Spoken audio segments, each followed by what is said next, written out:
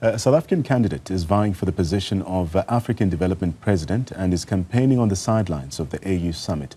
Swazi Tshabalala is one of 5 candidates vying for the post and is the only woman that has been shortlisted. Newzroom Afrika's Ziyanda Ngcobo is in Addis Ababa and has more. There's a lot of activity taking place at the 38th African Union Summit. On Friday, there was a discussion by the African Peer Review Mechanism about the creation of a credit ratings agency for the continent. And a big component of that would be the African Development Bank. Now, South Africa is continuing to punch above its weight, or perhaps maintain its big brother status, whichever way you look at it. We are vying for the position of president there, and we have a woman candidate, the only woman candidate out of the 5 candidates vying for that position, and that is Ms. Swazi Tshabalala. She's someone who's not unfamiliar to the African Development Bank, and we know the elections are only taking place in May, but right now you're here in Addis Ababa and your campaign is in full swing. Just tell us about the importance of campaigning, what it takes to even get to this position, and the role of the African Development Bank. No, thank you very much, and thank you for this opportunity at a beautiful Addis. I must say the weather is wonderful. The African Development Bank is a very important institution for Africa. All African countries are members of the African Development Bank, and some would even consider it an AU institution, although technically it is not. But it is the only AAA rated institution on the continent, with capital of around $315 billion US. So it's a large institution and central to Africa's development.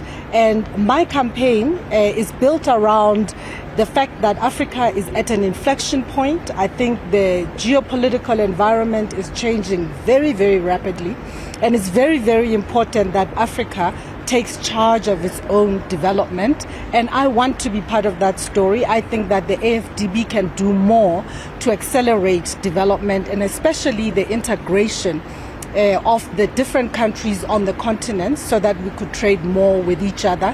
And of course, a precondition for that is providing the infrastructure for countries to be able to trade with each other. And the infrastructure, of course, you know, our very own Lerato Mateboge is the Infrastructure and Energy Commissioner for the AU, so you'll be working closely with her. I think one of the other important things that has been spoken about is the lack of integration, within amongst the regions, to be able to coordinate funding, to coordinate resources. In terms of your vision, how would you do that? Because there is an urgency to operationalize the African Continental Free Trade Agreement. Absolutely. So there are many different elements, to really successfully integrating Africa's economies. There's the infrastructure, it's basic. If you don't have the means to move goods from one area to another, integration is not possible. So this is crucial. But in addition to that, you also have to consider that every country have their own trade policies. How do we harmonize those trade policies so that we can actually facilitate trading? If you look at the EU as an example, goods go from one country to the other in the EU without interruption, without any special requirements, because a lot of their trade policies are well harmonized. And also, when the EU negotiates with other regions, they negotiate together from a position of strength. And this is what I would really love to see for the continent. Now, South Africa has been very committed to the accelerated development of the continent back, in the days of the African Renaissance, if you recall, and the work done on the Africa Agenda 2063. So where the African Development Bank is very, very important in terms of funding those aspirations. So I think that in terms of what I see as a role for the bank is to really facilitate those discussions. As I say, All 54 countries of the continent are members of the bank, so all of them can sit together and agree a program for accelerated development for Africa, which we can then fund in partnership with other institutions that have actually been funded by the African Development Bank. If you look at institutions like Africa 50 as an example, yes, which is involved in the preparation of these big infrastructure and integrated infrastructure projects. They are very crucial.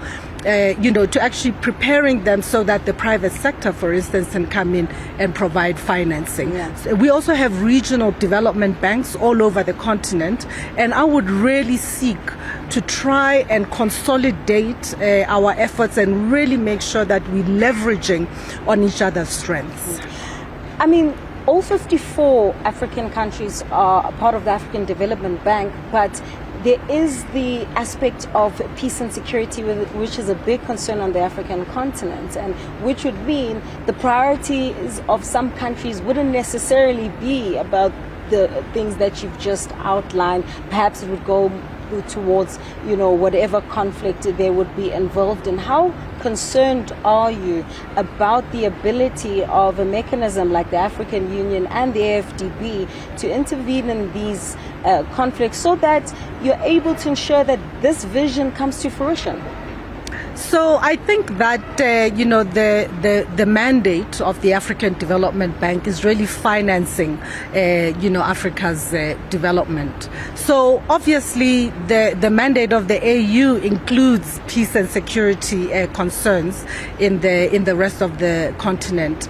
But I do want to say that, obviously in development, if you have fragile states, if you have insecurity, development becomes very, very difficult.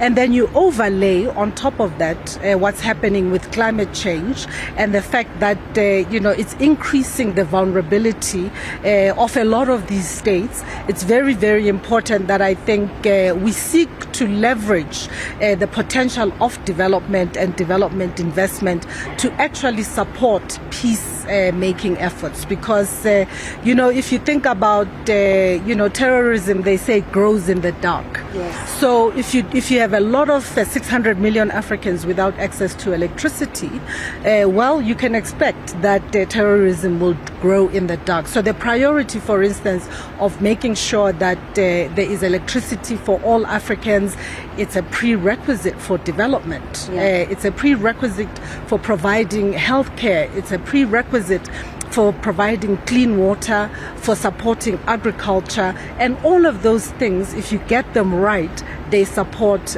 peace and security as well. So I think from the point of view of the mandate of the African Development Bank, the focus would be on how these investments in key infrastructure would support the AU's efforts to secure peace and security. All right, that's Swazi Tshabalala there. She's vying for the top position at the African Development Bank. She's on the campaign trail on the sidelines of the 38th AU Summit. Elections are taking place in May. The only woman candidate out of 5 to be vying for this position. And of course, Team South Africa here in Addis Ababa is right behind her. For Newzroom Afrika on Channel 405, I'm Ziyanda Ngcobo in Addis Ababa, Ethiopia.